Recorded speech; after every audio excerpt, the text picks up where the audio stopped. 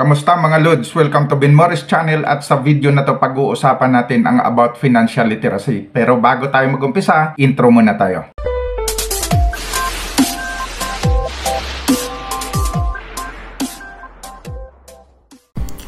So bago tayo mag-start ay mag-pray po muna tayo ng ating True Millionaire's Prayer by Brother Bo Sanchez. Lord, today I ask you to bless me so that I may become a blessing. Lord, I commit myself to enrich others, but because I cannot give what I do not have.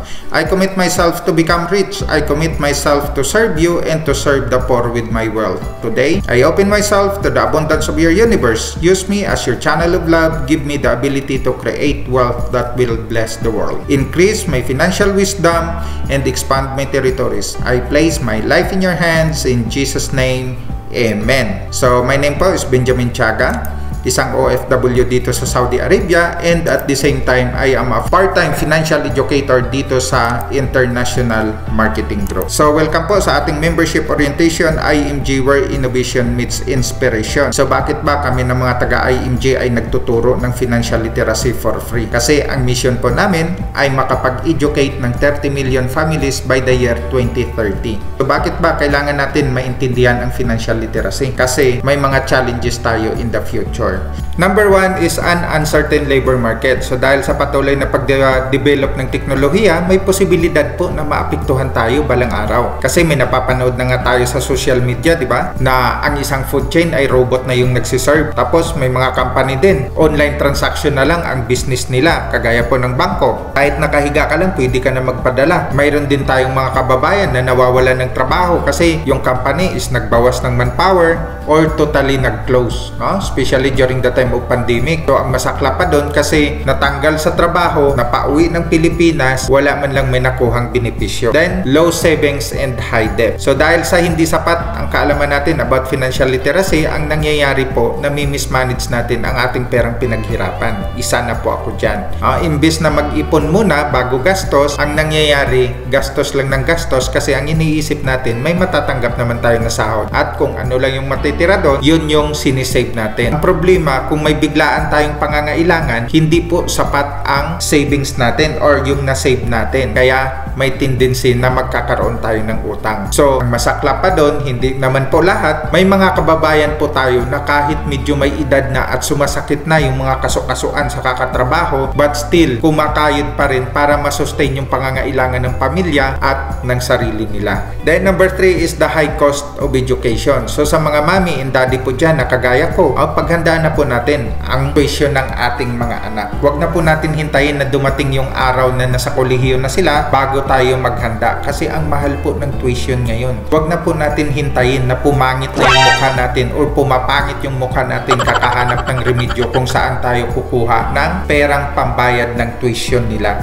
Kung hindi natin masustain ang gastusin ng anak natin sa kolehiyo, doble yung lugi natin kasi pumangit na, hindi pa nakatapos sa kolehiyo natin. So dapat ngayon pa lang is pinaghahandaan na po natin. Then number 4 is increasing cost of living. Napapansin nyo ba dati, di ba, ang 1,000 is para medyo marami pa yung nabibili natin, pero ngayon ilang items na lang ang nabibili. Naalala ko nga nung 2015 bagong dating ako dito sa Saudi, ang isang tray po ng itlog is 8 riyal lang. Pero ngayong 2023 nasa 23 or 24 riyal. Times 3 po ang itinaas plus 15% na tax. So, tuwang-tuwa na kami niyan kung magkaroon ng sale kasi 16 or 17 riyal lang po yung presyo ng isang tray ng itlog. Yan po ay dahil sa inflation rate or pagtaas ng bilihin. At hindi po natin makukontrol yan kasi buong mundo po nakakaranas niyan. Lalo na sa kasalukuyan na may kaguluhan sa ibang bansa. Kaya dapat tayo ang mag-control sa gastusin. No? Para sa ganun is may masisave po tayo. Para pagka may biglaang pangangailangan, may nagkasakit sa pamilya or bayaran na ng mga bills natin, at least kahit papano may mabubunot po tayo. Hindi kaagad-agad tayo pupunta sa loan doon. Ano ba yung loan doon? Loan dito, loan doon. Kaya control your future. Kasi ang future natin wala naman sa ibang tao kundi na sa atin mismo. Kaya kung ikaw ay kumikita, dapat nagsisave ka. At hindi lang basta nagsisave, dapat tumutubo yan para nang sa ganun is maprotektahan mo. Halimbawa na lang, kung ikaw ay may 1,000 at itinago mo lang yan sa wallet mo, pagka biglaan kang nangangailangan, yung 1,000 din lang naman ang magagamit mo. So hindi mo siya maprotektahan kasi may posibilidad na maubos ka agad. Pero kung yung 1,000 na yan ay ininvest mo ng tama, maaring yung tubo na lang yung gagamitin mo. Kung hindi man sasapat yung tubo, at least hindi ka agad-agad mauubos yung 1,000 pesos mo. So be your own money manager, understand how money works, and make money work for you. So sa papanong paraan, dapat ay makapag-build tayo ng ating strong financial foundation. Kagaya po, pag nagpagawa tayo ng bahay, di ba? Kailangan matibay ang pundasyon para hindi babagsak or lulundo pagka kinabit na po yung bubungan.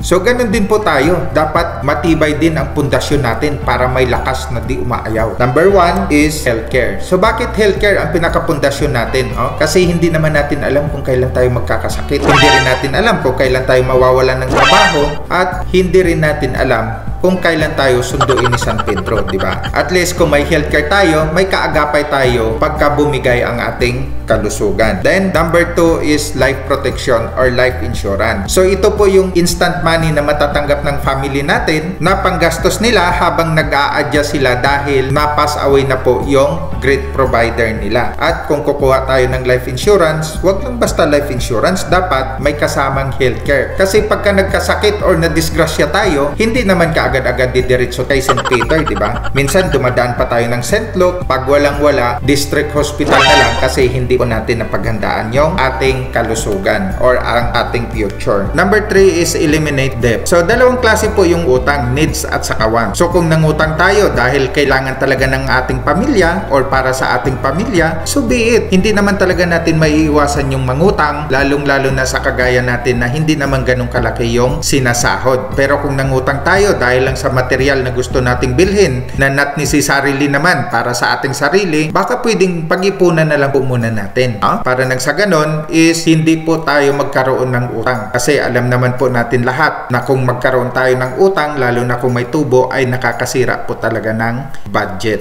Then number 4 is emergency fund. Ang emergency fund po ay dapat nakaseparate po talaga to sa personal savings natin. Na nandiyan lang yan nakatago sa cabinet or nasa ATM machine para nang sa ganon is 24/7 mawi-withdraw po natin pagka kailanganin natin ng pera. At yung emergency fund natin dapat 3 to 6 months na equivalent ng sahod po natin. Ibig sabihin, kung sumasahod ka ng 20,000 a month, dapat may 60,000 up ka na emergency fund. No? So, paano kung hindi natin kaya? So, unti-untiin po natin hanggang sa mabuo natin ang ating emergency fund. Ano ba ang purpose? Bakit kailangan natin magkaroon ng emergency fund? No?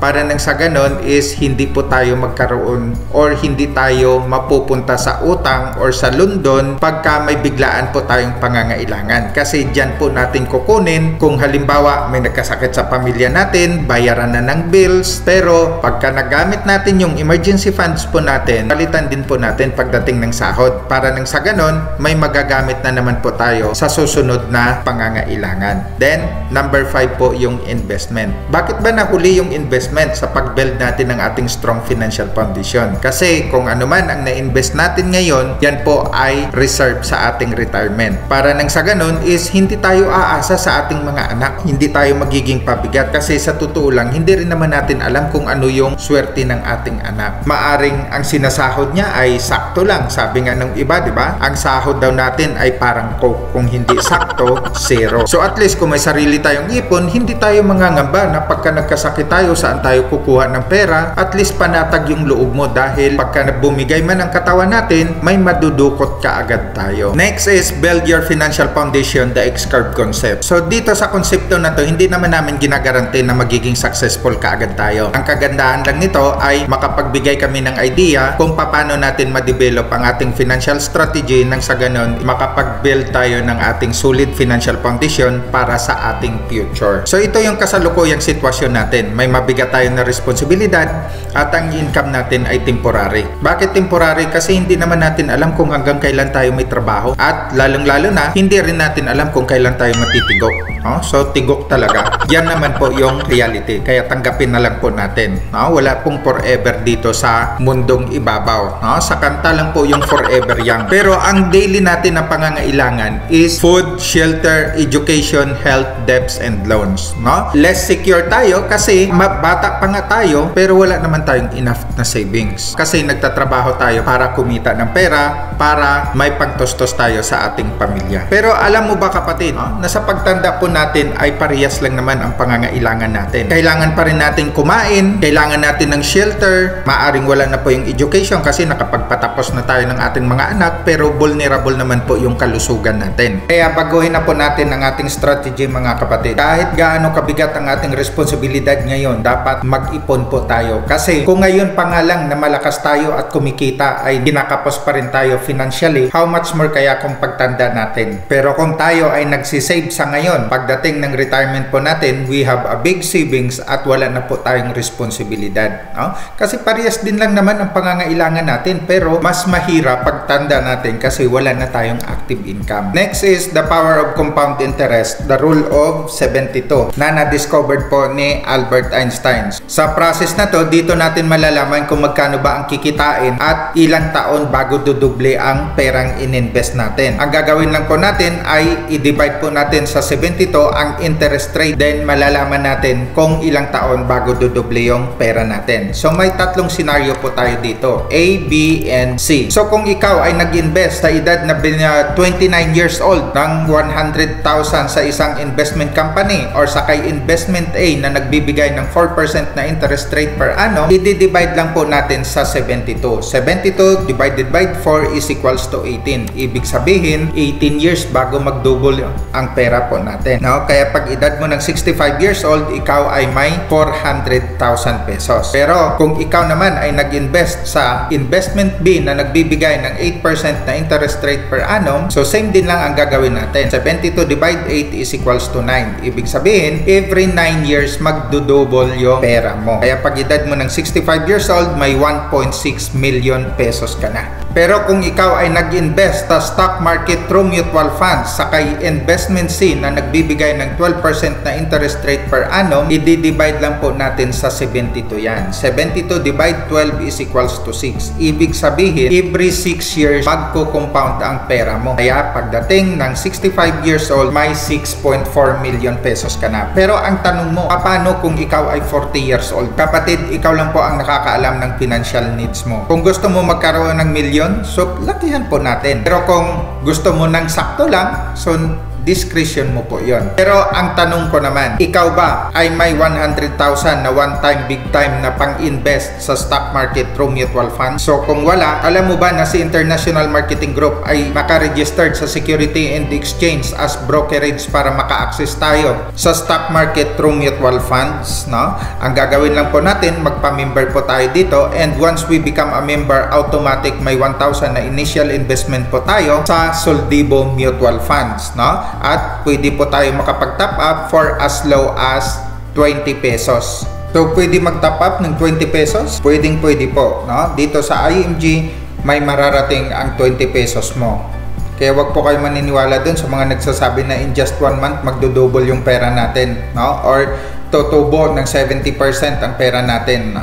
Pyramiding po yon. Kasi wala pong instant sa success natin. Instant noodles lang mayroon. Do you know about savings and investment, how mutual funds works? With understanding and proper preparation, you can build up your future retirement. So, ngayon pa lang ugaliin po natin mag-ipon habang may active income pa tayo at malakas pa, no? Kasi kung ugaliin natin ang pag-iipon, dadami at dadami po yan pagdating ng retirement po natin. Then, do you know about life insurance? You can learn how to properly protect your family. So, di ba ang pamilya natin ang dahilan kung bakit trabaho tayo ng trabaho either sa Pilipinas or dito sa abroad. Kaya dapat proteksyonan po natin sila. And do you know about long-term care? You can prepare for your golden years. So, kailangan po talaga natin na magkaroon tayo ng healthcare. Bakit? Para nang sa ganon is hindi po masayang ang pinaghirapan natin dito sa abroad na halos dito na tayo nag-ubos ng panahon natin at dito na tayo tumanda.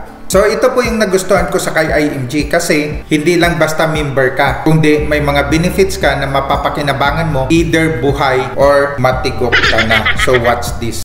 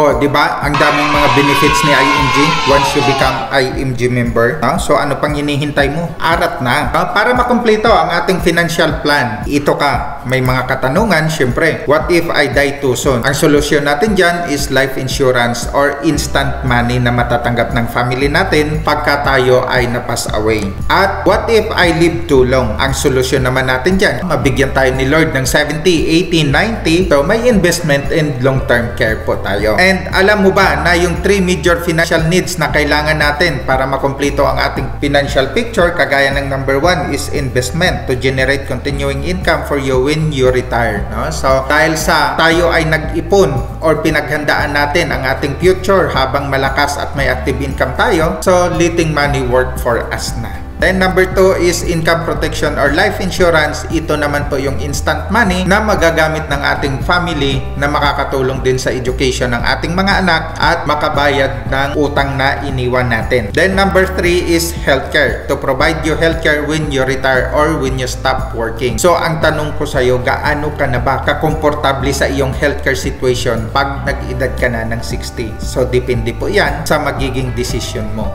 Pero alam mo ba na ang tatlong financial needs na to na kailangan natin para sa ating financial foundation is nasa Kaiser 3-in-1 savings program, yung healthcare, life insurance, and investment. So this is a 20-year plan pero 7 taon ka lang magbabayad. So halimbawa kung ikaw ay kumuha ng Kaiser at the age of 22, pag edad mo po ng 29, tapos ka na. So dito po sa plan natin na K100,000, ang installment amount po nito is 58,821 at ang contract price po is 411,750. Kung hindi naman po natin kaya ang annual, pwede naman po tayo dito sa semi-annual, quarterly, and monthly po. No? So during the accumulation period from 1st year to 7th year, may annual physical examination po tayo, which is free po yan. Dental benefits, free din po. Members choice of room and board, 1,000 pesos per day. And annual benefit limit, ito po yung hospitalization na 60,000. So itong number 3 and number 4 ay nagdidepende po to sa plan na kinuha po natin. So kung mas malaki, malaki din po yung hospitalization and room and board ibabayad sa atin every day, no? Pagka tayo ay na-confine sa hospital. So basic medical benefits, and number 6 is waiver of installment due to death or credit life. Pagka halimbawa na-pass away ang isang policy holder, mawi-waive na po yung plan, no? Matatanggap ni beneficiary ang life insurance, then hintayin niya na lang po na mag-matured ang plan, no? At makakatanggap ulit siya ng investment. Then number 7 is waiver of installment due to permanent disability. Kung ang isang policy holder po ay permanent disabled na, wala nang kakayahan magtrabaho, mawi-waive din po yung plan. Hintayin na rin lang po yung maturity, then matatanggap niya na po yung investment. Term life accumulation until the 20th year, accidental death and dismemberment until the 20th year, and also family assistance, no? So yan po yung mga benefits natin during accumulation period or habang nagbabayad tayo. Then dito na po tayo sa ating extended from 8th year to 20th year. So ang kagandahan po dito, kasi even na tapos na po tayo magbayad, may mga benefits pa rin po tayo. So ang benefits natin dito, number 1 is 10% na annual health benefits, outpatient and patient maternity benefits covered na rin po siya, no? And pre-existing and dreaded illness also covered na rin po. Additional health benefits, long-term care benefits, and long-term care bonus. Pag hindi po natin nagamit ang ating mga benefits na yan, napupunta po sa investment. Kaya pagka nag-matured po yung plan natin, makaka-claim po tayo or makakatanggap po tayo ng 1,166,169 pesos. So, isa sa mga nagustuhan ko dito sa IMG kasi may business ownership program, no? Na may income projection. Depende po sa sipag natin. Ang gagawin lang po natin is mag-join sa IMG, mag-own ng Kaiser, and of course, i-share lang po natin. So, wala po tayong product na ibibinta dito. At Kung ikaw naman ay associate, ikaw ay may 20% na compensation at may possible income ka na 24,000 pesos. Kung ikaw naman po ay marketing director, ikaw naman ay may 37% na compensation, may possible income ka na 44,400. Pag senior marketing director ka naman, may 47% ka na compensation and you have 56,400 na income projection. So ito po ay business. So nagdidepende po sa sipag natin. Pero ang kagandahan dito kasi walang pressure. Nasa iyo po ang desisyon. Kung gusto mo kumita ng malaki, mag-educate tayo ng marami. So yun lang po yung gagawin natin. So once you become IMG, may sarili po tayong IMG portal at i-type lang po natin sa Google yung www.img-corp.com. Mayroon din po tayong IMG official Facebook. Mayroon din po tayong official YouTube channel. Ang host po doon ay si Miss Corina Sanchez. Pwede po tayong manood dyan ng mga kwento ng mga tao kung paano sila natulungan ni IMG. I-type lang po natin ang IMG official channel sa YouTube. So, take action and secure your future now. You always have an excuse not to save and invest. No matter what your excuse is, your child will grow up and you would need money for her education. No matter what your excuse is, you will eventually retire and stop making active income.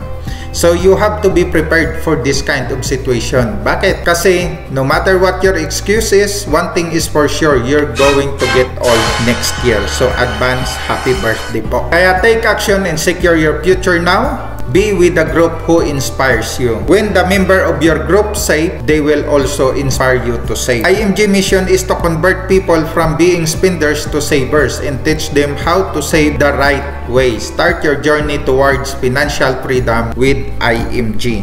So kung mapapansin nyo, si Miss Corina Sanchez may kasamang 3 lalaki. So sila po ang founder ng International Marketing Group. At si Boy Abonda naman, kaibigan, usap tayo.